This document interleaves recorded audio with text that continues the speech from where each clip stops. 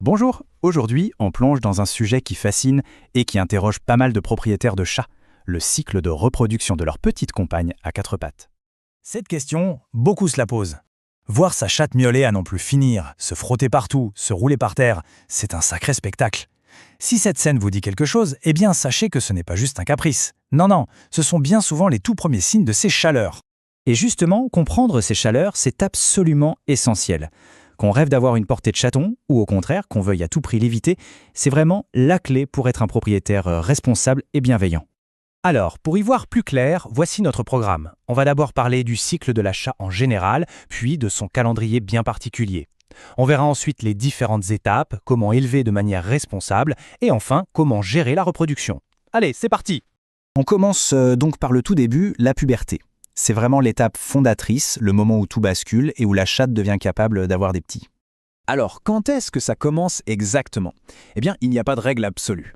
En moyenne, c'est vers 9 ou 10 mois. Mais attention, ça peut aller de 4 mois pour les plus précoces jusqu'à 1 an. Plein de choses entrent en jeu. La saison où elle est née, son poids, son environnement et surtout, sa race. Par exemple, les races orientales comme les siamois sont souvent plus rapides que les persans.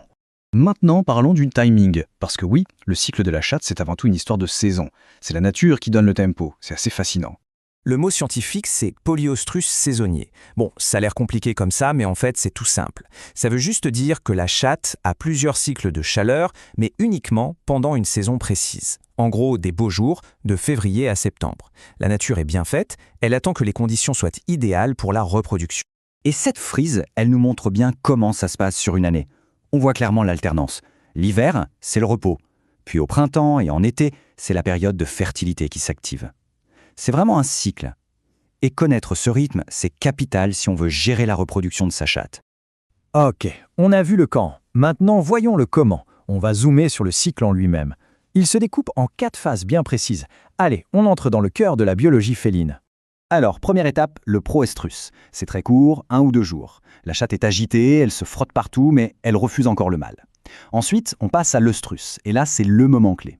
Ça dure environ 8 à 10 jours, et c'est là qu'elle accepte l'accouplement. Après ça, on a le diœstrus, un court retour au calme où elle refuse à nouveau le mâle. Et enfin, l'interœstrus, une période de repos de 2-3 semaines avant que tout ne recommence. Mais attendez, il y a un truc vraiment spécial chez la chatte. Comment est-ce que l'ovulation se déclenche? Regardez bien ce schéma. L'ovulation, elle n'arrive pas toute seule. Il faut un événement bien précis pour la déclencher. C'est là que réside toute l'originalité du cycle félin. Voilà le secret. Chez la chatte, l'ovulation est provoquée. C'est totalement différent de beaucoup d'autres mammifères, nous y compris, où c'est un processus spontané réglé comme une horloge. Non, la chatte, elle, a besoin d'un déclencheur. Et ce déclencheur, c'est l'accouplement lui-même. On appelle ça l'ovulation induite par le coït. En clair, c'est l'acte physique de l'accouplement qui envoie un signal au cerveau pour qu'il libère les hormones nécessaires. Ces hormones vont alors dire à l'ovaire « Ok, c'est le moment, libère un ovule ». Donc, pour faire simple, pas d'accouplement, pas d'ovulation, c'est un système hyper efficace. Et ce n'est pas tout. Pour que le signal hormonal soit assez fort, un seul accouplement, ça ne suffit pas toujours. Il en faut plusieurs. C'est un peu comme s'il fallait appuyer plusieurs fois sur le bouton pour être sûr que la commande est bien passée. C'est pour ça que plusieurs saillies sont nécessaires pour garantir l'ovulation et donc la fécondation. Bon, on a bien compris la mécanique biologique, mais si on pense à faire reproduire sa chatte, il y a un autre aspect crucial, la responsabilité. Et ça passe par le respect de certaines règles, car la loi est là pour protéger les animaux. Et la loi est formelle sur ce point. Une femelle ne doit pas avoir plus de 3 portées sur une période de 2 ans. C'est une règle fondamentale pour ne pas épuiser la maman et pour préserver sa santé. Et il y a d'autres conditions, bien sûr. D'abord, l'animal doit être en excellente santé et avoir fini sa croissance. Ensuite, on recommande d'attendre au moins le 2e cycle de chaleur avant de la faire porter. Et enfin, il y a une limite d'âge. Passé 7 à 9 ans, selon la race, les risques deviennent trop importants, tant pour la mère que pour les chatons. Et une fois que les petits sont là, il y a ce chiffre clé, 8 semaines. C'est l'âge minimum légal avant de pouvoir séparer un chaton de sa mère. Et ces 8 semaines, elles sont capitales. C'est un temps irrégressable pour le sevrage, bien sûr, mais aussi pour l'apprentissage des codes sociaux. C'est la base de tout leur équilibre futur. Voilà, on a maintenant toutes les informations en main. La biologie, les règles. Alors la question se pose, que faire? Quelle décision prendre pour son animal? En gros, il y a 2 chemins possibles. Le premier, c'est de planifier une portée. C'est une aventure incroyable, c'est sûr, mais ça demande un engagement énorme et un respect strict des règles.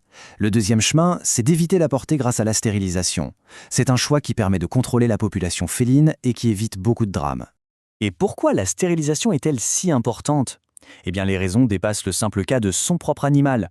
Il s'agit de maîtriser la population de chats, d'éviter l'euthanasie de milliers de chatons qui ne trouvent pas de foyer chaque année. C'est un acte fort pour lutter contre la misère animale et même pour maintenir un certain équilibre dans notre écosystème. Au final, tout l'intérêt de comprendre ce cycle, c'est de pouvoir faire un choix en toute connaissance de cause. Connaître, c'est pouvoir choisir. Et choisir, c'est prendre ses responsabilités. Quelle que soit la décision, l'essentiel, c'est qu'elle soit prise dans le respect et l'amour de l'animal.